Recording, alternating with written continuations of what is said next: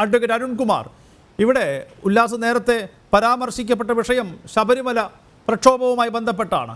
അന്ന് ഇതേ K സുരേന്ദ്രനോട് Kerala police ഏത് രീതിയിൽ ഇടപെട്ടു, ഏത് രീതിയിൽ പെരുമാറി എന്നുള്ളത് നാം കണ്ടതാണ്. അതുപോലെ തന്നെ ഇപ്പോൾ ഈ വിഷയത്തിൽ ഈ കെ സുരേന്ദ്രൻ്റെ കുടുംബത്തെ അടക്കം ടാർഗറ്റ് ചെയ്യുന്ന രീതിയിൽ ഈ അന്വേഷണം മുന്നോട്ട് പോകുന്നു എന്ന തോന്നൽ ഉണ്ടാകുന്നുണ്ടെങ്കിൽ അതിൻ്റെ ഉത്തരവാദിത്തം ആഭ്യന്തര വകുപ്പിന് തന്നെയാണ്.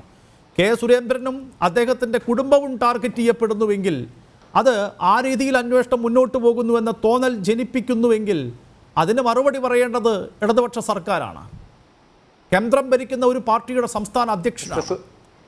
അദ്ദേഹത്തെ രണ്ട് വ്യക്തികൾ, ആ രണ്ട് വ്യക്തികളുടെ മൊഴിയെ അധികരിച്ചുകൊണ്ട് മാത്രം, ആ മൊഴിയെ വിശ്വാസത്തിലെടുത്തുകൊണ്ട് മാത്രം ഒരു കേസിൽ അന്വേഷണം മുന്നോട്ട് പോകുന്നു എന്നുണ്ടെങ്കിൽ അത് കഷ്ടമാണ്. അപ്രകാരം ഒരു വ്യക്തിഹത്യ ഇവിടെ അജണ്ടയാണോ, സർക്കാരിൻ്റെ ലക്ഷ്യമാണോ? വളരെ വലിയ ചോദ്യമാണ്. എനിക്ക് സഫീഷ്യൻ്റ് ആയിട്ടുള്ള സമയം ആദ്യം PM നിയാസ് പറഞ്ഞതിന് മറുപടി പറയണമല്ലോ. അദ്ദേഹം പറഞ്ഞ ഇവിടെ BJPയും CPMും തമ്മിൽ വലിയ സെറ്റിൽമെന്റ് ആണെന്നാ. സ്വർണ്ണ കള്ളക്കടത്തും ഡോളർ കള്ളക്കടത്തും എല്ലാം വന്നപ്പോൾ നാഷണൽ ഇൻവെസ്റ്റിഗേഷൻ ഏജൻസിയെ പരാതി കൊടുത്ത ദിവസം തന്നെ CBI എത്തി. ഏത് ഇവിടെ ലൈഫ് പദ്ധതിയുമായി ബന്ധപ്പെട്ടുകൊണ്ടുള്ള അന്വേഷണം നടത്താൻ ED എത്തി, CBI എത്തി, NIA എത്തി. 4 ഇൻവെസ്റ്റിഗേഷൻ ഏജൻസി തലങ്ങും വിലങ്ങും അന്വേഷിച്ചു. ഇതുവരെ സ്വർണം എവിടെന്നാ വന്നേന്ന് കണ്ടെത്തിയില്ല, സ്വർണം എങ്ങോട്ടാ പോയെന്ന് കണ്ടെത്തിയില്ല.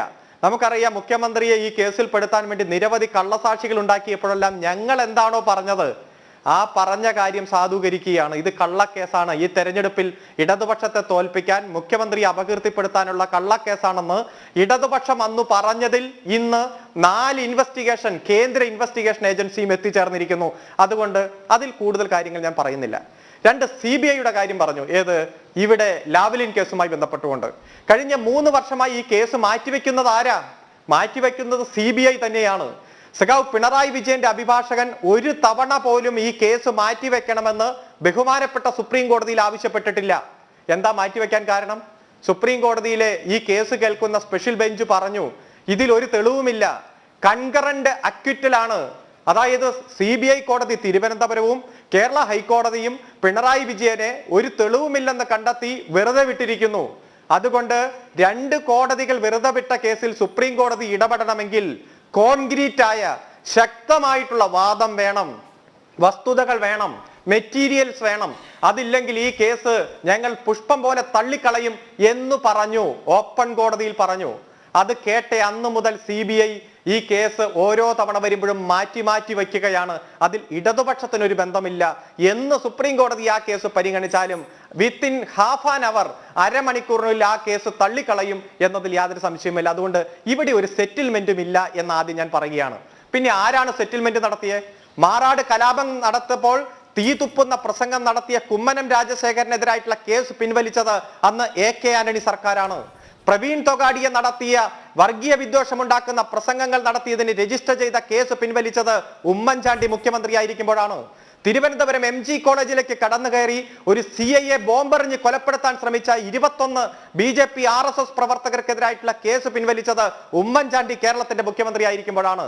മാത്രമല്ല, ആ ഉമ്മൻചാണ്ടി ഭരിച്ച 5 വർഷം 1000-ലധികം BJP RSS പ്രവർത്തകർക്ക് എതിരായിട്ടുള്ള കേസ് നിരുപാധികം പിൻവലിച്ചത് കോൺഗ്രസ് സർക്കാരാണ്. അതുകൊണ്ട് സെറ്റിൽമെന്റ് നടത്തുന്നത് കോൺഗ്രസും BJPയുമാണ്, കോൺഗ്രസും RSSുമാണ്. അതാണ് PM നിയാസിനോടുള്ള എനിക്കുള്ള മറുപടി.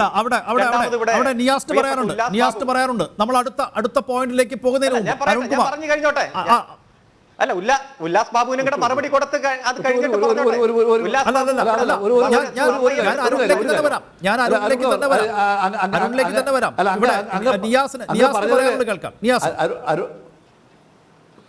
അരുണെ, ഞാൻ പറഞ്ഞത് അതാണ്.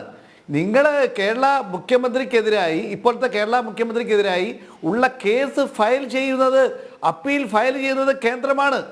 അപ്പീൽ ഫയൽ ചെയ്യുന്ന കേന്ദ്രത്തിന്റെ അഭിഭാഷകനാണ് കേസ് മാറ്റിവെക്കാൻ ശ്രമിക്കുന്നത്. അത് തന്നെയാണ് ഞാൻ പറയുന്നത്. കേസ് പ്രതിയായ, സാധാരണഗതിയിൽ പ്രതിയായ ആളാണ് മാറ്റിവെക്കാൻ ആവശ്യപ്പെടാറുള്ളത്. പക്ഷേ വാദി തന്നെ മാറ്റിവെക്കാൻ ആവശ്യപ്പെടുകയാണ്. അതാണ് ഇതിൻ്റെ ഒരു അന്തർനാടകം എന്നാണ് ഞാൻ ആരോപിച്ചിട്ടുള്ളത്. അങ്ങനെ ചരിത്രമില്ല. ഞാൻ കൊടുക്കുന്ന അപേക്ഷ ഞാനാണ് അതിന് ആവശ്യമായ ഇപ്പൊ ഇവിടെ പറഞ്ഞ ആവശ്യമായ തെളിവുകൾ രേഖപ്പെടുത്തണമെങ്കിൽ തെളിവുകൾ കൊണ്ടുവന്ന് ആ പോയിന്റുകൾ മുന്നോട്ട് കൊണ്ടുപോകുന്നത് ചെയ്യേണ്ടത്. അവിടെ ചെയ്തില്ല എന്നാണ് പറയുന്നത്. പിന്നെ അരുൺകുമാറിനോട് അതുകൂടെ അങ്ങ് മറുപടി പറയണം.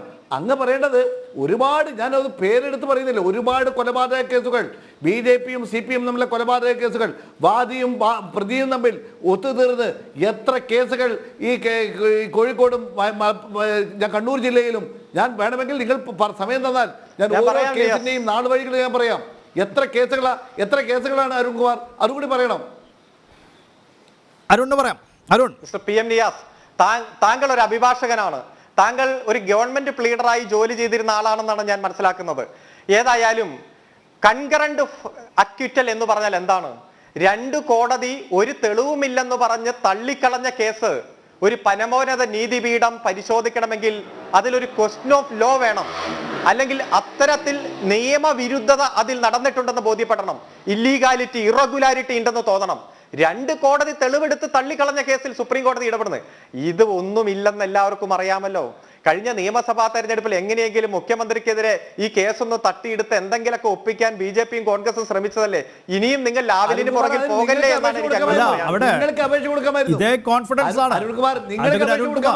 നിങ്ങൾ കൊടുത്തില്ല, നിങ്ങളൊക്കെ സുപ്രീം കോടതി കൊടുക്കാമായിരുന്നു. നിങ്ങൾ അന്തർനാടകം നിങ്ങൾ പറയുന്നത് അല്ല അല്ല അഡ്വക്കേറ്റ് അരുൺകുമാർ, ഇവിടെ ഈ സ്വർണ്ണക്കള്ളക്കടത്ത് ആ കേസുമായി ബന്ധപ്പെട്ട് അന്വേഷണം മുഖ്യമന്ത്രിയുടെ ഓഫീസിലേക്ക് കേന്ദ്രീകരിക്കപ്പെടുന്നു എന്ന ഘട്ടത്തിൽ നിങ്ങൾ എങ്ങനെയാണോ മുഖ്യമന്ത്രിയെ പ്രൊട്ടക്ട് ചെയ്തത്? മുഖ്യമന്ത്രിക്ക് ഇക്കാര്യത്തിൽ ഒരു പങ്കുമില്ല, CPMന് ഇക്കാര്യത്തിൽ ഒരു ബന്ധവുമില്ല. അതേ വാദം തന്നെയാണ് ഇപ്പോൾ BJP മുന്നോട്ട് വയ്ക്കുന്നത്. അപ്പോൾ നിങ്ങൾക്ക് BJPയെ വിശ്വസിക്കാം, അവർ അത്രയും കോൺഫിഡന്റ് ആണ്. യെസ്, മിസ്റ്റർ ഉല്ലാസ് ബാബു ഇവിടെ പറഞ്ഞല്ലോ BJPയുടെ നേതാക്കന്മാരെ എല്ലാം വിളിച്ച് ചോദ്യം ചെയ്യുകയാണെന്ന്. ഏറ്റവും ആദ്യം ചോദ്യം ചെയ്ത ആരെയാ? ഏറ്റവും ആദ്യം ചോദ്യം ചെയ്തത് അവരുടെ ആലപ്പുഴയിലെ ജില്ലാ ട്രഷറർ മിസ്റ്റർ കർത്തയെയാണ്. എന്താണ് കർത്തയെ ചോദ്യം ചെയ്യാൻ കാരണം? ഈ പണം ഞങ്ങൾ കൊണ്ടുപോകുന്നത് കർത്തയ്ക്ക് വേണ്ടിയിട്ടാണ് എന്ന് പരാതിക്കാരനും പിടിക്കപ്പെട്ട പ്രതികളും കൃത്യമായി മൊഴി കൊടുത്തപ്പോഴാണ് മിസ്റ്റർ കർത്തയെ ചോദ്യം ചെയ്യപ്പെടുന്ന സാഹചര്യം ഉണ്ടായത്. പരാതിക്കാരനോട് ചോദിച്ചു എവിടെ നിന്നാണ് പണം കൊണ്ടുവന്നത്, ആര് പറഞ്ഞിട്ടാണ് കൊടുക്കുന്നത് കർത്തയ്ക്ക്? സുനിൽ നായിക് എന്ന് പറയുന്ന യുവമോർച്ചയുടെ മുൻ സംസ്ഥാന ട്രഷറർ പറഞ്ഞിട്ടാണെന്ന് പറഞ്ഞു. സുനിൽ നായികിനെ ചോദ്യം ചെയ്തു. നിങ്ങൾ എവിടെയാണ് താമസിച്ചത് 2-ാം തീയതി രാത്രി എന്ന് ചോദിച്ചു. തൃശ്ശൂര് ലോഡ്ജിൽ താമസിച്ചു. ആര് മുറിയെടുത്ത് തന്നു? ഏത് BJPയുടെ തൃശ്ശൂരിലെ ജില്ലാ പ്രസിഡന്റ് അഡ്വക്കേറ്റ് അനീഷ് കുമാർ പറഞ്ഞിട്ട് അവിടുത്തെ ഓഫീസ് സെക്രട്ടറി സതീഷ് പോട്ടോറാണ് ഞങ്ങൾക്ക് അവിടെ റൂം എടുത്ത് തന്നത്. ഞങ്ങൾ ഹരി എന്ന് പറയുന്ന ഇതേ തൃശ്ശൂരിലെ RSSന്റെ ട്രഷറർ അല്ലെങ്കിൽ ജോയിന്റ് സെക്രട്ടറി പറഞ്ഞിട്ടാണ് ഞങ്ങൾ അവിടെ റൂം എടുത്തത്. ഈ 3 പേരെ ചോദ്യം ചെയ്യണ്ടേ? 3 പേരെയും വിളിച്ച് ചോദ്യം ചെയ്തു. ഈ സംഭവം നടന്നപ്പോൾ തന്നെ പോലീസ് സ്റ്റേഷനിലേക്കല്ല ധർമ്മരാജൻ പോയത്. ധർമ്മരാജൻ നേരെ പോയത് BJPയുടെ ഓഫീസിലേക്കാണ്. അവിടെ അനീഷ് കുമാർ പ്രതികളെ വിളിച്ചു വരുത്തുന്നു. കണ്ണൂർ ഓഫീസിൽ പോയി അവിടെയും പ്രതികളെ വിളിച്ചു വരുത്തുന്നു. 4 ദിവസം അന്വേഷണം നടത്തിയതിന് ശേഷം 7-ാം തീയതി മാത്രം തെരഞ്ഞെടുപ്പ് കഴിഞ്ഞതിന് ശേഷമാണ് പരാതി കൊടുക്കുന്നത്.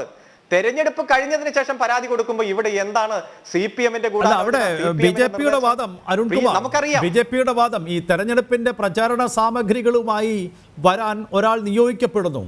അപ്പോൾ അയാളുമായി ബന്ധപ്പെടേണ്ടത് BJPയുടെ നേതാക്കൾ തന്നെയാണല്ലോ. അദ്ദേഹത്തിനൊരു അത്യാഹിതം സംഭവിക്കുന്നുവെങ്കിൽ അദ്ദേഹം BJPയുടെ ജില്ലാ കമ്മിറ്റി ഓഫീസിലാണല്ലോ വരിക. അതിലെന്ത് അപാകത എന്നാണ് BJP തിരിച്ചു ചോദിക്കുന്നത്. മിസ്റ്റർ സുബീഷ്, 6-ാം തീയതി നടക്കുന്ന തെരഞ്ഞെടുപ്പ്, 4-ാം തീയതി തെരഞ്ഞെടുപ്പിന്റെ പ്രചരണം തീരുന്നു. അതിന്റെ തലേ ദിവസം എന്ത് തെരഞ്ഞെടുപ്പ് സാമഗ്രി? ബോർഡുകളും പോസ്റ്ററുകളും എല്ലാം ആഴ്ചയ്ക്ക് മുമ്പാണ് നമ്മൾ ഓരോ മണ്ഡലങ്ങളിൽ എത്തിക്കുന്നത്. ഇത് പണം തന്നെയാണ് കൊണ്ടുവന്നത്. എന്തിന്? പ്രചരണത്തിന് വേണ്ടിയിട്ടല്ല, തെരഞ്ഞെടുപ്പ് അട്ടിമറിക്കാൻ, വോട്ടർമാർക്ക് കൊടുക്കാൻ. 35 സീറ്റ് ഞങ്ങൾക്ക് കിട്ടുമെന്നും 35 സീറ്റ് കിട്ടിയാൽ ഞങ്ങൾ കേരളത്തിൽ അധികാരം പിടിക്കുമെന്ന് പറഞ്ഞ പാർട്ടി, ആ പാർട്ടിയുടെ സംസ്ഥാന പ്രസിഡന്റിന്റെ നിർദ്ദേശപ്രകാരം തെരഞ്ഞെടുപ്പ് പ്രചരണം തീരുന്ന 4-ാം തീയതി, ഇത് 3-ാം തീയതി പുലർച്ചെയാണ് മിസ്റ്റർ. ഈ പണം കേരളത്തിൽ ഞങ്ങളുടെ A ക്ലാസ് മണ്ഡലങ്ങളിൽ എത്തിച്ചാൽ ജനങ്ങൾക്ക് വോട്ടിന് പകരം പണം കൊടുത്ത് 35 സീറ്റിൽ മറ്റ് സംസ്ഥാനങ്ങളിൽ ഞങ്ങൾ ചെയ്തതുപോലെ അട്ടിമറിച്ച് ഭരണം പിടിക്കും. അതാണ് 35 സീറ്റ് കിട്ടിയാൽ ഞങ്ങൾ ഭരണം പിടിക്കുമെന്ന് പറഞ്ഞപ്പോൾ തെരഞ്ഞെടുപ്പിന്റെ തലേ ദിവസം എന്ത് സാമഗ്രിയാണ് മിസ്റ്റർ? ഒറ്റ മിനിറ്റ് അതിന് മറുപടി നൽകേണ്ടത് ഉല്ലാസ് ബാബുവാണ്. ഉല്ലാസും തൃശ്ശൂരിൽ വടക്കാഞ്ചേരി നിയോജക മണ്ഡലത്തിൽ മത്സരിച്ച BJPയുടെ സ്ഥാനാർത്ഥിയാണ്. അത് സി ക്ലാസ് മണ്ഡലമായി പരിഗണിക്കപ്പെട്ടിരുന്നു എന്നാണ് എൻ്റെ ഓർമ്മ. ഇനി ശരിയല്ലെങ്കിൽ ഉല്ലാസ് തിരുത്തണം. ഉല്ലാസിന് പാർട്ടി നൽകിയ അല്ലെങ്കിൽ ഉല്ലാസിന് പാർട്ടിയിൽ നിന്നും ലഭിച്ച ഈ ചെലവിൻ്റെ വിഹിതം അതെത്രയായിരുന്നു? അതും ഉല്ലാസ് വെളിപ്പെടുത്തണം. ഈ തൃശ്ശൂർ കേന്ദ്രീകരിച്ചാണല്ലോ ഈ കളികൾ മുഴുവൻ നടന്നുവെന്ന് ആരോപിക്കപ്പെടുന്നത്. ഉല്ലാസിന് ഇക്കാര്യത്തിൽ എന്തെങ്കിലും അറിവുണ്ടെങ്കിൽ അത് അന്വേഷണ സംഘത്തിന് കൈമാറാനും ഉല്ലാസ് ബാബു തയ്യാറാണോ?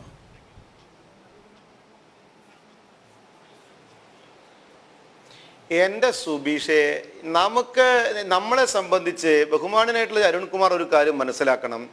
ഞങ്ങൾ BJPക്കാരായിട്ടുള്ള നേതാക്കന്മാരെ ഒന്നൊന്നായി വിളിക്കും. ഞങ്ങളുടെ തെരഞ്ഞെടുപ്പ് കുറച്ച് സമയം തരണം, ഓരോന്നായിട്ട് ഞാൻ പറഞ്ഞു തരാം. ഞങ്ങളുടെ BJPയുടെ നേതാക്കന്മാരെ വിളിക്കുന്ന സമയത്ത് ഞങ്ങൾ ആരും അവിടെ പോകാതിരുന്നിട്ടില്ല. ഞങ്ങളോട് ചോദിക്കുന്ന അല്ലെങ്കിൽ അവർക്ക് ചോദിച്ചറിയാനുള്ള ആവശ്യങ്ങളായിട്ടുള്ള എന്തെങ്കിലും സംശയങ്ങൾ ഉണ്ട് എങ്കിൽ അത് പറഞ്ഞു കൊടുക്കാനും ഞങ്ങൾക്ക് മടിയുണ്ടായിട്ടില്ല. നേരത്തെ സുബീഷ് ചോദിച്ച കാര്യം, ഇനി ഉല്ലാസ് ബാബുവിനെ വിളിച്ച് ചോദിച്ച് ഉല്ലാസ് ബാബുവിനോട് എന്തെങ്കിലും പോലീസിന് ചോദിക്കാനുണ്ടെങ്കിൽ എനിക്ക് വാറോല തന്നാൽ ഞാൻ പോവും. ഞാൻ അവിടെ പോയി എനിക്ക് അവർക്ക് എന്താണ് അറിയാനുള്ളതെങ്കിൽ എനിക്ക് എന്തെങ്കിലും പറഞ്ഞു കൊടുക്കാനുണ്ടെങ്കിൽ ഞാൻ പറഞ്ഞു കൊടുക്കാം. എന്നെ സംബന്ധിച്ച് ഈ ധർമ്മരാജന്റെ പൈസയുടെ യാത്രയോ പോക്കോ ഒന്നും എന്നെ സംബന്ധിച്ച് ബാധകമുള്ള കാര്യമല്ല. എനിക്കത് അറിവുള്ള കാര്യവുമല്ല. എനിക്ക് ധർമ്മരാജനെ ഉല്ലാസ് ബാബുവിന് അറിയാമോ? തൃശ്ശൂരിലെ ജില്ലാ ജനറൽ സെക്രട്ടറിമാരിൽ ഒരാൾ ഉല്ലാസാണ്. എന്താണ് മറ്റൊരാൾ ഹരിയാണ്. എൻ്റെ സുബീഷ്, ഞാൻ പറഞ്ഞു തരാമല്ലോ. ഈ ഞങ്ങളുടെ തെരഞ്ഞെടുപ്പ് സാമഗ്രികൾ കൊണ്ടുവരുന്നത് തലേ ദിവസമാണോ തലേന്റെ 48ാമത്തെ മണിക്കൂറിലാണോ എന്ന് അരുൺകുമാർ അല്ലാലോ നിശ്ചയിക്കുക. ഞങ്ങളുടെ പാർട്ടി ഇതൊരു യുദ്ധമാണ് സുബീഷ്. തെരഞ്ഞെടുപ്പ് എന്ന് പറയപ്പെടുന്ന ഒരു യുദ്ധ. ആ യുദ്ധത്തിനകത്ത് ഞങ്ങൾക്ക് സുബീഷാണ് തയ്യാറാണെങ്കിൽ സുബീഷിനെ ഞങ്ങൾ അതിനകത്ത് ഉൾപ്പെടുത്തിക്കൊണ്ട് ഞങ്ങൾക്കൊരു സഹായം അല്ലെങ്കിൽ എന്തെങ്കിലും എത്തിച്ചു തരണമെങ്കിൽ ഞങ്ങൾ സുബീഷിനോട് പറയുന്നേ. അപ്പൊ സ്വാഭാവികമായിട്ട് ഞങ്ങളുടെ 23 ലക്ഷം മെമ്പർമാരുള്ള ഞങ്ങളുടെ പാർട്ടിയിൽ ഞങ്ങൾ നിരവധി ഉത്തരവാദിത്തങ്ങൾ പലരെയും ഏൽപ്പിച്ചിട്ടുണ്ടാവാം. ഞങ്ങൾ ആരുടെയും സഹായം ആ സമയത്ത് സ്വീകരിക്കും. ആ സ്വീകരിക്കുന്നതിന്റെ ഭാഗത്തിൽ എത്ര മണിക്ക് വരണമെന്ന് കമ്മ്യൂണിസ്റ്റ് പാർട്ടിയുടെ ഓഫീസിൽ പഞ്ച് ചെയ്തു വരണം എന്ന് പറഞ്ഞാൽ സാധ്യമാകില്ല. അപ്പൊ ഞങ്ങളുടെ അവിടെ സാമഗ്രികൾ തന്നിട്ടുണ്ടാവാം. ആ സാമഗ്രികളുമായി വന്ന വ്യക്തിക്ക് ഞങ്ങളുടെ പാർട്ടി ഓഫീസിൽ നിന്ന് പറഞ്ഞു റൂം എടുത്തു കൊടുത്താൽ അതെന്താ അപരാധമാണ്? നാളെ സുബീഷ് വന്ന ഞാൻ റൂം തരുന്നു. നാളെ അരുൺകുമാർ വന്നു വൈകുന്നേരം ഞാൻ പെട്ടു ഉല്ലാസ് എനിക്ക് റൂം തരണം, ഞാൻ റൂം തരും അരുൺജി. അത് നമ്മൾ തമ്മിലുള്ള ആത്മബന്ധത്തിന്റെ അടിസ്ഥാനത്തിലാണ്. നാളെ നിയാസ് സാർ വന്നാലും ഞാൻ റൂം അറേഞ്ച് ചെയ്ത് കൊടുക്കുക. അതിലെന്താ തെറ്റുള്ളത്? ആ സ്വാഭാവികമായിട്ട് അദ്ദേഹത്തിന് ഒരു വാല്യൂബിൾ നഷ്ടപ്പെട്ടു എന്ന് പറഞ്ഞാൽ ആ നഷ്ടപ്പെടുമ്പോൾ അദ്ദേഹം സ്വാഭാവികമായിട്ട് അദ്ദേഹത്തിന്റെ ഒരു കാര്യത്തിന് വന്നിട്ടുള്ള രാഷ്ട്രീയ സംഘടനയോട് പരാതി പറഞ്ഞിട്ടുണ്ടാവില്ലേ? അത് സ്വാഭാവികമല്ലേ? ഇലക്ഷൻ കഴിഞ്ഞ് അദ്ദേഹം പരാതി കൊടുത്ത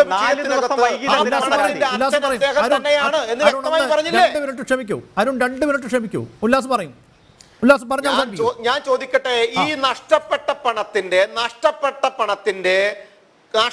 പണത്തിന്റെ നാഥനില്ലാത്ത കളരിയൊന്നല്ലോ. നഷ്ടപ്പെട്ടു എന്ന് പറയപ്പെടുന്ന പണം, ആ പണത്തിന് വ്യക്തമായിട്ടുള്ള നാഥനുണ്ട്. എന്റെയാണെന്ന് അദ്ദേഹം തന്നെ പറയുന്നു. അദ്ദേഹത്തിന് അത് തിരിച്ചു കിട്ടണമെന്ന് അദ്ദേഹം കോടതിയെ സമീപിച്ചിരിക്കുന്നു. അദ്ദേഹത്തിന് ആ പണം എവിടെ നിന്ന് ലഭിച്ചു എന്നുള്ളത് BJPയുടെ പൈസയാണെന്ന് നിങ്ങൾ വരുത്തി തീർക്കാൻ ശ്രമിക്കുന്നു. നിങ്ങൾ അതിനുവേണ്ടി BJP നേതാക്കന്മാരെ വിളിച്ചു വരുത്തുന്നു. ആർക്കെങ്കിലും എതിരെ ഒന്ന് നിങ്ങൾ സംസാരിച്ചാൽ അവനെ വിളിച്ച് നാളെ ഹാജരാകാൻ പറയുന്നു. ഈ രാഷ്ട്രീയ മുതലെടുപ്പ് നിങ്ങൾ അവസാനിപ്പിക്കണം. കാരണം ആ പണം എന്റേതാണ് എന്ന് പറഞ്ഞുകൊണ്ട് ഈ പരാതിക്കാരൻ കോടതിയെ സമീപിച്ചിരിക്കുന്നു.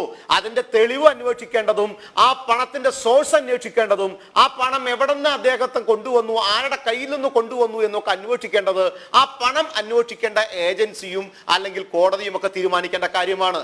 ആ വീട്ടിൽ BJPക്ക് കാര്യമില്ല. കാരണം BJPന്റെ ആരെയും ആ വീട്ടിലേക്ക് കെട്ടിച്ചു വിട്ടിട്ടില്ല, പച്ച മലയാളത്തിൽ പറയുകയാണെങ്കിൽ. അപ്പൊ സുബീഷ് പിന്നെ അതിൽ എന്താണ് അർത്ഥമുള്ളത്? പിന്നെ സുബീഷ് ചോദിച്ചൊരു കാര്യത്തിൽ പറഞ്ഞു, എന്നോട് ചോദിച്ചാൽ മറുപടി പറഞ്ഞു. എന്നോട് പോലീസ് വിളിച്ചു ചോദിച്ചാൽ ഞാൻ പോലീസിന്റെ അടുത്ത് ചെന്ന് എനിക്കറിയാവുന്ന പോലീസിന് എന്താണ് ആവശ്യപ്പെടുന്നതെങ്കിൽ എനിക്കറിയുമെങ്കിൽ ഞാൻ പറഞ്ഞു കൊടുക്കാം. അതിലൊന്നും ഒരു വിഷമവുമില്ല, ഒരു പരാതിയില്ല. രാഷ്ട്രീയക്കാരാകുമ്പോൾ ആരോപണങ്ങളൊക്കെ ഒരു സംശയം കൂടാതെ നേരിടാൻ കഴിവും കപ്പാസിറ്റി ഉള്ളവരാ. പിന്നെ മൂന്നാമത്തെ ചോദ്യം ചോദിച്ച സുബീഷ്, അടുത്ത ചോദ്യം എന്താ ചോദിച്ചാൽ സി ക്ലാസ് മണ്ഡലത്തിൽ മത്സരിക്കുന്ന ഒരു സ്ഥാനാർത്ഥിക്ക് പാർട്ടി എന്താണോ നൽകാൻ നിശ്ചയിച്ചിട്ടുള്ളത് അത് മാത്രമേ ഉല്ലാസ് ബാബുവിനും കിട്ടിയിട്ടുള്ളൂ എന്നാണ് എൻ്റെ ചോദ്യം.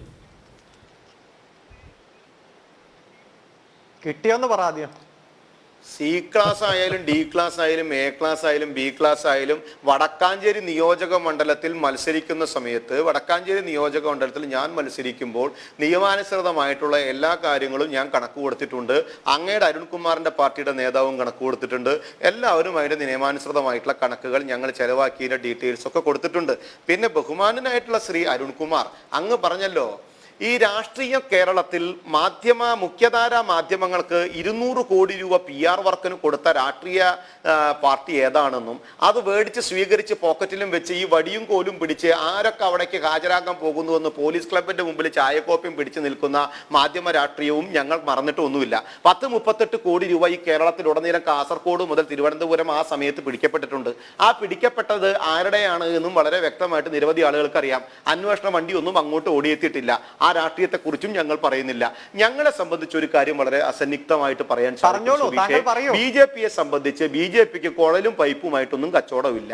BJPക്ക് അതിന് യാതൊരുവിധ ബന്ധവുമില്ല. നിങ്ങളുടെ പോലീസ് അന്വേഷിച്ചോളന്നേ. വ്യക്തമായിട്ട് കാശുകൾ പോയതൊക്കെ വ്യക്തമായിട്ട് എല്ലാവർക്കും അറിയാം. അതിനകത്ത് സാമൂഹിക പശ്ചാത്തലവും അതിന്റെ രാഷ്ട്രീയ പശ്ചാത്തലവും ഒക്കെ അന്വേഷിച്ചോളൂ. ആ രാഷ്ട്രീയവും ഇതൊക്കെ പറയുമ്പോൾ സമയത്ത് നിങ്ങൾക്ക് അതിൽ വിഷമിക്കേണ്ട കാര്യമില്ല. പിന്നെ BJPയുടെ നെഞ്ചത്തൊക്കെ അങ്ങ് കയറിയിരിക്കണം, BJP ആണതെന്ന് വരുത്തി തീർക്കണമെന്നൊരു രാഷ്ട്രീയം നിങ്ങൾക്കുണ്ടെങ്കിൽ നടപ്പിലാകില്ലെന്ന് ഞാൻ നേരത്തെ പറഞ്ഞില്ല. 300 കേസുകൾ ഒരു വ്യക്തിയുടെ പേരെ ചാർത്തിയിട്ട് ആ വ്യക്തിയെ വ്യക്തിഹത്യ നടത്തിക്കൊണ്ട് ഈ രാഷ്ട്രീയ കേരളത്തോട് നിങ്ങൾ കാണിച്ച ആ രാഷ്ട്രീയ അടവ് നയം ഞങ്ങൾക്ക് മനസ്സിലായിട്ടുണ്ട്. ഈ കേരളവും കണ്ടതാ. ആ 300 കേസും കൊടുത്തിട്ടും കെ സുരേന്ദ്രൻ എന്താ ഭസ്മമായി പോയോ കേരളത്തിൽ നിന്ന്? BJPയുടെ സംസ്ഥാന അധ്യക്ഷൻ പകച്ചുപോയോ കേരളത്തിൽ നിന്ന്? BJPയോ BJPയുടെ പ്രവർത്തകരോ BJPയുടെ നേതാക്കന്മാരോ ഒന്നും ഈ വക ഉമ്മാക്കി കണ്ട് പേടിക്കുന്നില്ല. ഒരു കാര്യം കൂടി സുബീഷേ, ഇതിൽ അറസ്റ്റ് ചെയ്യപ്പെട്ട അരുൺകുമാർ അതും ശ്രദ്ധിച്ച് കേൾക്കണം. അങ്ങ് വക്കീലാണ്, അങ്ങക്കറിയാൻ സാധിക്കും ഈ കേസുകളിൽ അറസ്റ്റ് ചെയ്യപ്പെട്ടിട്ടുള്ള ഒരു കവർച്ച കേസ് ഉണ്ടായിരിക്കുന്നു. ആ കവർച്ച കേസിൽ അറസ്റ്റ് ചെയ്യപ്പെട്ട പ്രതികളുണ്ട്. ആ പ്രതികളുടെ രാഷ്ട്രീയ പശ്ചാത്തലത്തെ കുറിച്ച് എന്തുകൊണ്ടാണ് ശ്രീ സുബീഷ് അങ്ങ് ചോദിക്കാത്തത്? എന്തുകൊണ്ടാണ് ശ്രീ അരുൺകുമാർ അങ്ങ് മറുപടി പറയാത്തത്? CPIM-ന്റെയും CPI-യുടെയും വ്യക്തമായിട്ടുള്ള പ്രവർത്തകരും ഉറപ്പാണ് LDF എന്ന് വിളിച്ചോതിയ വ്യക്തികളുമാണ് അറസ്റ്റ് ചെയ്യപ്പെടുന്നത്. അറസ്റ്റ് ചെയ്യാൻ പോകുന്നതും പോലീസ് അന്വേഷിക്കുന്നതും അവിടെ നിന്നാണ്. അവരിൽ നിന്നാണ് പണങ്ങൾ കണ്ടെത്തുന്നതും. ആ രാഷ്ട്രീയ ബന്ധം എന്തുകൊണ്ടാണ് സർ അങ്ങ് അന്വേഷിക്കാത്തത്? ആ ബന്ധത്തെ കുറിച്ച് എന്തുകൊണ്ടാണ് സർ അങ്ങ് പറയാത്തത്? അപ്പൊ CPIM എന്ന് പറയുന്ന രാഷ്ട്രീയ സംഘടനയ്ക്ക് കവർച്ചയുടെ ആധികാരികത നിങ്ങൾ എഴുതി കൊടുത്തിട്ടുണ്ടോ? അല്ലല്ലോ. അപ്പൊ ആ സ്വാഭാവികമായിട്ട് അറസ്റ്റ് ചെയ്യപ്പെട്ട വ്യക്തികളുടെ രാഷ്ട്രീയം കൂടി നിങ്ങൾ അന്വേഷിക്കേ. ആ രാഷ്ട്രീയത്തെ കുറിച്ച് നിങ്ങൾ ചർച്ച ചെയ്യേ. അതൊന്നും നോക്കാതെ BJP എന്നും പറഞ്ഞ് നടക്കുന്നത് എന്താ അർത്ഥമുള്ളത്? പോലീസുകാരെ സംബന്ധിച്ചിടത്തോളം വെളിച്ചാകുമ്പോൾ 4 BJPക്കാരുടെ മുഖം കണ്ടില്ലെങ്കിൽ അവർക്ക് ഉറക്കം പറ്റില്ല. കാരണം ഐശ്വര്യമുള്ളവരൊക്കെ BJPക്കാരാ തോന്നുന്നു. കാരണം BJPക്കാരെ വെളിച്ചാകുമ്പോൾ 4 ആളെ കണ്ട അവർക്ക് സന്തോഷമായി എന്നാ തോന്നണേ. അപ്പൊ എന്നും വൈകുന്നേരം ഒരു 4 പ്രേമലേഖനം വിടും. ആ പ്രേമലേഖനം കൊണ്ട് BJPക്കാർ ചെല്ലുക. അപ്പൊ അവർ ചോദ്യം ചെയ്യുക, അവർക്ക് കുറെ കാര്യങ്ങൾ ചോദിക്കുക. ഒന്നും അതിനെക്കുറിച്ച് പുലബന്ധമില്ലാത്ത BJP അറിയില്ല എന്ന് പറയാ. ഇതൊക്കെ സ്വാഭാവികമായിട്ട് ഇങ്ങനെ കേരളത്തിൽ നടക്കുന്നു. എന്ത് വെള്ളരിക്കപ്പട്ടണമാണ് സുബീഷ് ഇതൊക്കെ? എന്ത് വെള്ളരിക്കപ്പട്ടണമാണ് സുബീഷ് ഇതൊക്കെ? ഇവിടേക്കാണ് നിങ്ങൾ മനസ്സിലാക്കേണ്ടത്. അറസ്റ്റ് ചെയ്യപ്പെട്ടവർ അവർ CPM അജണ്ടയുള്ളവരാണ്. ഉറപ്പാണ് LDF എന്ന് വിളിച്ചോതിയവരാണ്.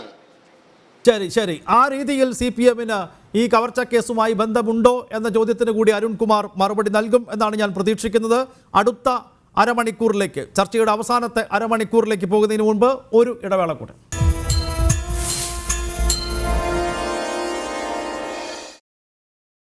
ജനറൽ ഡിബേറ്റ് തുടരുന്നു. ചർച്ചയുടെ അവസാനത്തെ അരമണിക്കൂറിലേക്ക് അഡ്വക്കേറ്റ് PM നിയാസ്. ഇവിടെ ഈ നിയാസ് ചർച്ചയുടെ ആദ്യഘട്ടത്തിൽ ഉന്നയിച്ച ഈ ഒത്തുകളി ആരോപണമൊക്കെ സാധാരണ തെരഞ്ഞെടുപ്പ് കാലങ്ങളിലും അല്ലാത്തപ്പോഴുമൊക്കെ പരസ്പരം ഉന്നയിക്കുന്നതാണ്. അതിനപ്പുറം ഇതിൽ തങ്ങൾ ടാർഗറ്റ് ചെയ്യപ്പെടുന്നു എന്ന BJPയുടെ ആരോപണം ഏതെങ്കിലും ഘട്ടത്തിൽ ശരിയാണ് എന്ന് താങ്കൾക്ക് തോന്നുന്നുണ്ടോ? ഇപ്പോൾ തന്നെ ഈ വാളയാർ കേസ് അന്വേഷണം ആരാണോ അട്ടിമറിച്ചത്, ആ അട്ടിമറിക്ക് നേതൃത്വം നൽകിയത് ഏത് പോലീസ് ഉദ്യോഗസ്ഥനാണോ അദ്ദേഹത്തെ കൂടി ഉൾപ്പെടുത്തിക്കൊണ്ടുള്ള ഒരു ടീം, ആ ടീമിൻ്റെ അന്വേഷണത്തിലെ ഒരു വിശ്വാസ്യത അത് സംശയിക്കേണ്ടതല്ലേ? സർക്കാർ എന്താണോ ഇച്ഛിക്കുന്നത് ആ രീതിയിൽ ഈ അന്വേഷണം മുന്നോട്ട് പോയാൽ അതങ്ങനെ പോകില്ല എന്ന് എന്തുറപ്പാണുള്ളത്? സുബീഷ്, ഞാനിത് നേരത്തെ പറഞ്ഞു. ഞാനിത് സത്യത്തിൽ വളരെയേറെ താല്പര്യം കൂടി വീക്ഷിക്കുകയാണ്. കഴിഞ്ഞ കുറേ സുബീഷിന് അറിയാമല്ലോ, സുബീഷും ഞാൻ തന്നെ എത്രയോ ചർച്ചയിൽ പങ്കെടുത്തതാണ്. ഉല്ലാസും ഞാനും പങ്കെടുത്തതാണ്. അന്ന് ഉല്ലാസിൻ്റെ സ്ഥാനത്ത് ഇപ്പോൾ അന്ന് അരുൺകുമാർ ഉൾപ്പെടെയുള്ള ഇടതുപക്ഷത്തിൻ്റെ സ്ഥാനത്ത് ഇപ്പോൾ ഉല്ലാസ് നിൽക്കുന്നു. ആ ഒരു വ്യത്യാസം മാത്രമേ ഉള്ളൂ.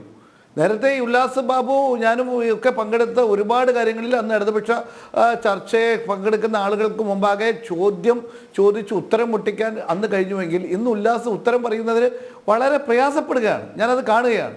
ഇവിടെ ഒരു കാര്യം തുറന്നു പറയാൻ ആഗ്രഹിക്കുന്നു. കുഴൽപ്പണം ഇല്ല എന്ന് എത്ര തവണ ഉല്ലാസ് പറഞ്ഞാലും കേരളത്തിൽ അരിയാഹാരം കഴിക്കുന്ന എല്ലാവർക്കും അറിയാം എന്താണ് സംഭവിച്ചതെന്ന്. അതിൽ ഇഴകേറി ഞാൻ പറയുന്നില്ല. സമയം തന്നാൽ ഞാൻ തീർച്ചയായും പറയാം. ഓരോ കാര്യങ്ങളും ഒരു അഭിഭാഷകൻ എന്ന നിലയ്ക്കല്ല, സാധാരണ ഒരു പൊതുപ്രവർത്തനം നിലയ്ക്ക് ഒരു തെരഞ്ഞെടുപ്പിൽ നടക്കുന്ന കാര്യങ്ങൾ ഞാൻ ചോദിക്കട്ടെ. 2000 രൂപയുടെ മേലെ പണം ചെലവഴിക്കണമെങ്കിൽ അത് ബാങ്കിലൂടെ ആവണമെന്ന് തെരഞ്ഞെടുപ്പ് കമ്മീഷൻ്റെ കർശനമായ നിഷ്കർഷതയുണ്ട്. അതേപോലെ തന്നെ 10,000 ഉറുപ്പികയിൽ മേലെ 1 രൂപ പോലും നമുക്ക് നേരിട്ട് പണം ആരിൽ നിന്നും പണമായി വാങ്ങാൻ കഴിയില്ല. എല്ലാം അക്കൗണ്ട് മുഖേന ആവണം. ഇപ്പോൾ 2000 രൂപയിൽ മേലെ ചെലവഴിക്കണമെങ്കിൽ അക്കൗണ്ട് ആയിരിക്കണം. 10,000 രൂപയിൽ മേലെ ഒരാളിൽ നിന്ന് വാങ്ങാൻ പാടില്ല, അക്കൗണ്ട് കൂടെ. അങ്ങനെ തെരഞ്ഞെടുപ്പ് കർശനമായി നിയന്ത്രിച്ച തെരഞ്ഞെടുപ്പിലാണ് ഇത്തരത്തിലുള്ള തെരഞ്ഞെടുപ്പ്. ആദ്യം 25 ലക്ഷം പറഞ്ഞു, പിന്നെ 1.25 കോടി കണ്ടുപിടിക്കപ്പെട്ടു, ഇപ്പോൾ 3.5 കോടി എന്ന് പറയുന്നു, ഇപ്പോൾ 3.25 കോടി എന്ന് പറയുന്നു. നമുക്ക് എല്ലാവർക്കും അറിയാം ഈ കാര്യങ്ങൾ. ഒരു 25 ലക്ഷം പോയി എന്ന് പറഞ്ഞ ആളിപ്പോൾ 3.5 കോടി എന്ന് പറഞ്ഞിട്ട് 4 ദിവസം കഴിഞ്ഞാണ് ഒരു പോലീസ് പരാതി കൊടുക്കുന്നതെന്ന് പറഞ്ഞാൽ നമുക്കിതൊക്കെ എത്ര മനസ്സിലാക്കാൻ കഴിയുന്ന കാര്യമാണ്.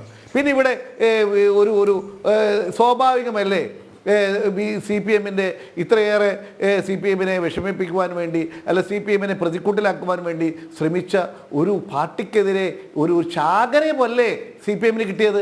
ആ ചാകര എന്തിനാണ്? ഞാനതാ പറയുന്നത്.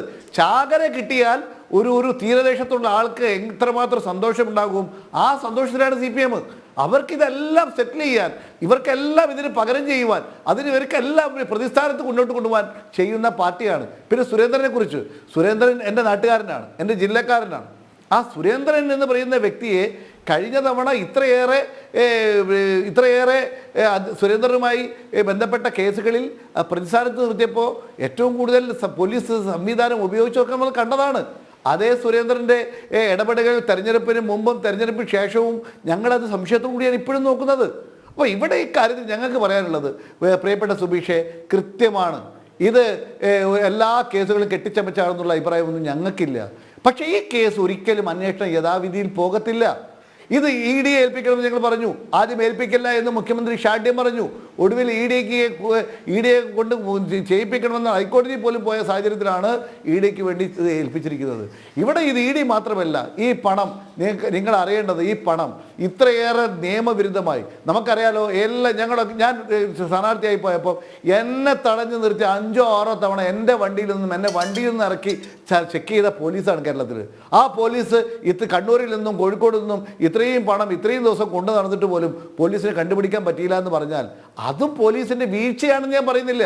അതൊക്കെ ഒരു അഡ്ജസ്റ്റ്മെൻറ്റ് കാര്യങ്ങളായിട്ടേ എനിക്കിപ്പോൾ തോന്നുന്നുള്ളൂ. കാരണം ഞങ്ങൾക്കറിയാം, ഞങ്ങളെ ഒക്കെ വണ്ടി ഓരോരോ പ്രവർത്തകരുടെയും ബൈക്കടക്കം അരിച്ചു പെറുക്കിയ പോലീസ് ഈ പണം കണ്ടില്ല എന്ന് പറഞ്ഞാൽ, കണ്ടുപിടിക്കാൻ കേരളത്തിലെ പോലീസിന് കഴിഞ്ഞില്ല എന്ന് പറഞ്ഞാൽ, ഇത്രയും സംഭവം ഉണ്ടായിട്ട് പോലും പോലീസിനെ കണ്ടുപിടിക്കാൻ കഴിഞ്ഞില്ല എന്ന് പറഞ്ഞാൽ, അത് 4 ദിവസം കഴിഞ്ഞ് പോലീസിൽ പരാതി വരുമ്പോഴാണ് പോലീസ് അറിയുന്നത്. പ്രിയപ്പെട്ട CPMൻ്റെ പ്രതിനിധിയോട് എനിക്ക് പറയാനുള്ളത്, എന്നിട്ട് പോലും നിങ്ങൾ പറയുന്നത് ഞങ്ങൾ തമ്മിൽ അഡ്ജസ്റ്റ്മെൻറ്റ് ഇല്ല എന്ന്. ഇതൊക്കെ ആരാ വിശ്വസിക്കുക?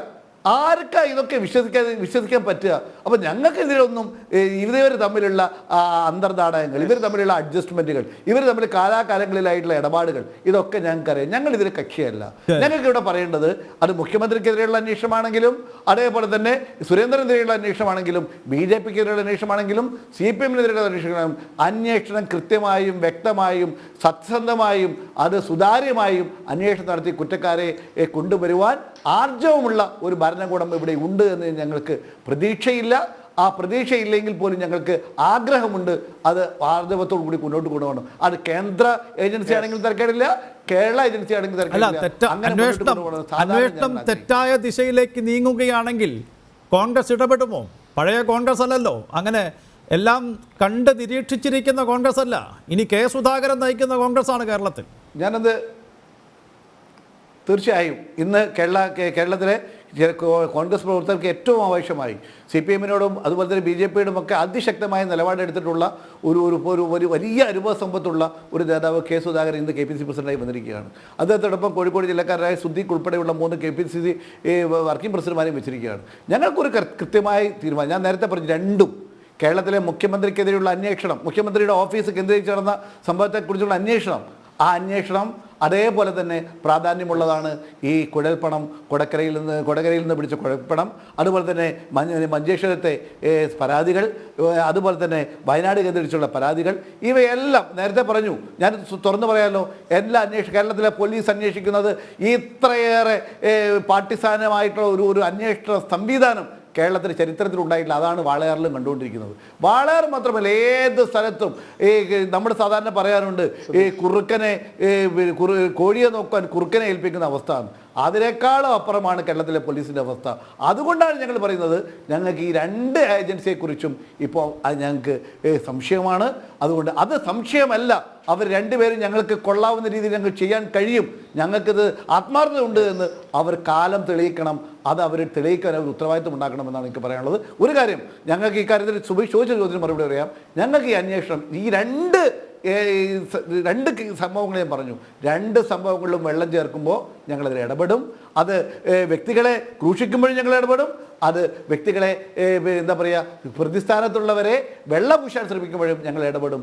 അത് ഞങ്ങളൊരു പ്രതിപക്ഷ ധർമ്മത്തോടു കൂടി ഞങ്ങൾ ജനപക്ഷത്ത് നിന്നുകൊണ്ട് ഞങ്ങളതിൽ ഇടപെടും. അതിനുവേണ്ടിയുള്ള പ്രശ്നങ്ങൾക്ക് ഞങ്ങൾ മുന്നിൽ ഉണ്ടാകുമെന്ന് മാത്രമാണ് എനിക്ക് പറയാനുള്ളത്. ശരി, എന്തായാലും എല്ലാം കണ്ടു നിൽക്കുന്ന ഒരു പാർട്ടിയായി മാറില്ല ഇനി കോൺഗ്രസ്. ഇടപെടൽ ഉണ്ടാകും എന്ന് അഡ്വക്കേറ്റ് PM നിയാസ് പറയുന്നു. ഉല്ലാസിലേക്കും അഡ്വക്കേറ്റ് അരുൺകുമാറിലേക്കും ഞാൻ വരാം. 2 പേരുടെയും മറുപടികൾ, കൃത്യമായ മറുപടികൾ എനിക്ക് ഈ ചർച്ചയുടെ അവസാന 15 മിനിറ്റിൽ ആവശ്യമാണ്. അതിനു മുൻപ് ഈ ഡിബേറ്റിലെ അവസാനത്തെ ഇടവേളയിലേക്ക്.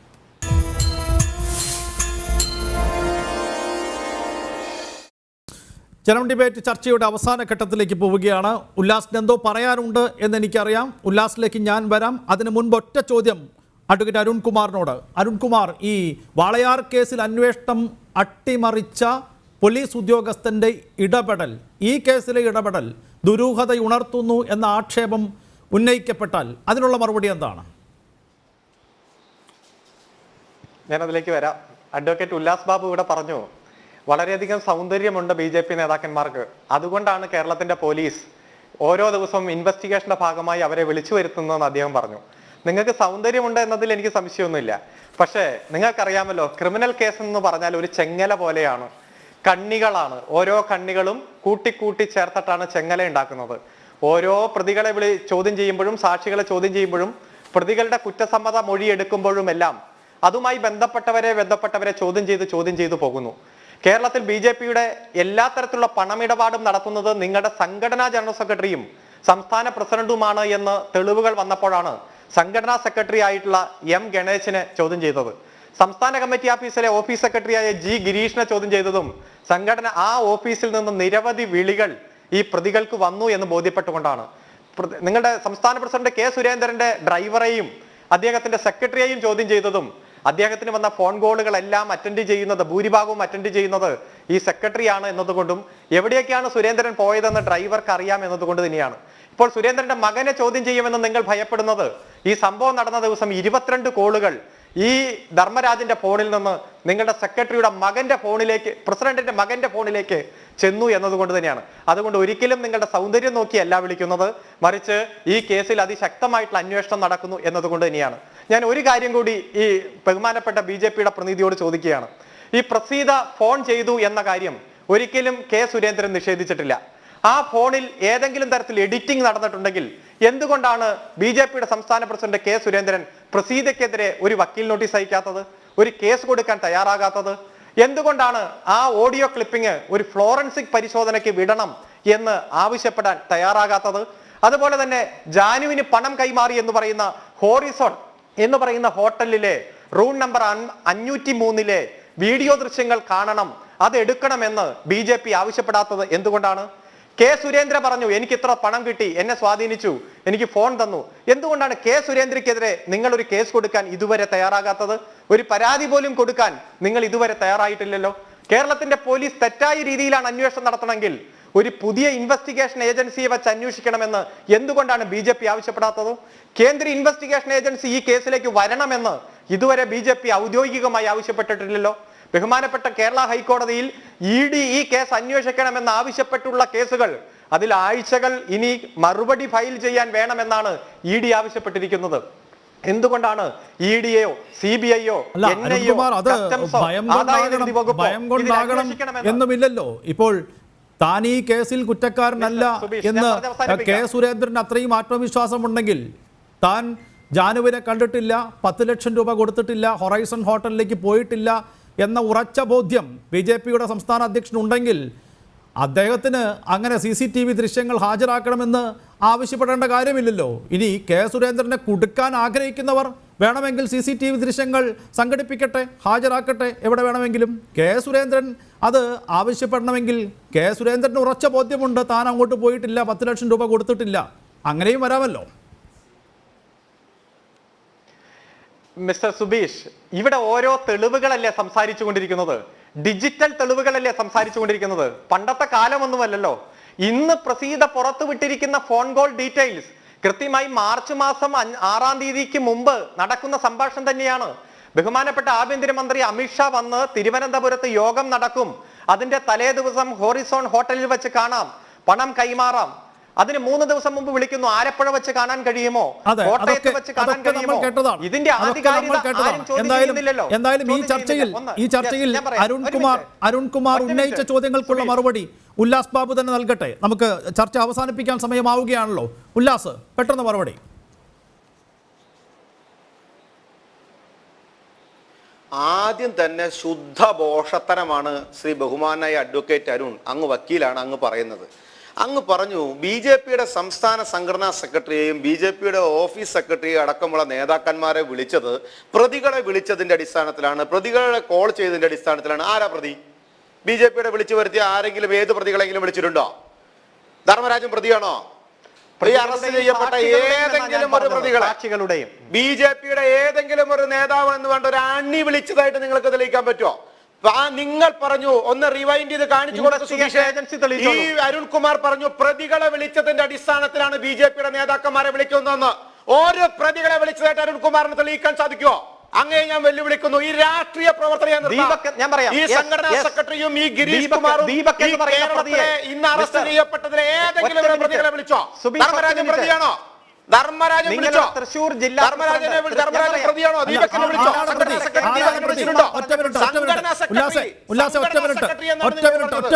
ആരാണ് പ്രതി? അരുൺകുമാർ പറയും. ഞാൻ പറയാം. തൃശൂർ ജില്ലാ പ്രസിഡന്റ് അഡ്വക്കേറ്റ് നിങ്ങൾ പറയുന്നതും സുരേന്ദ്രന്റെ കുടുംബത്തെ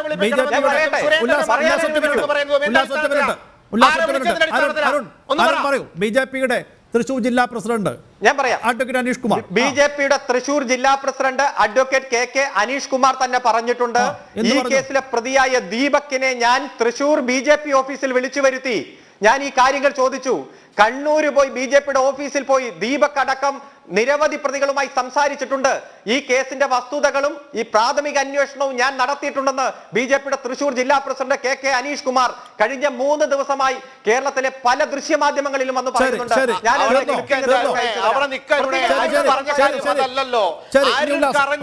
അതല്ലല്ലോ സുബീഷ്, നിങ്ങൾ അതിനെ വഴിതെറ്റി കൊണ്ടുപോകരുത്, നിങ്ങൾ അതിനെ വഴിതിരിച്ചു കൊണ്ടുപോകരുത്.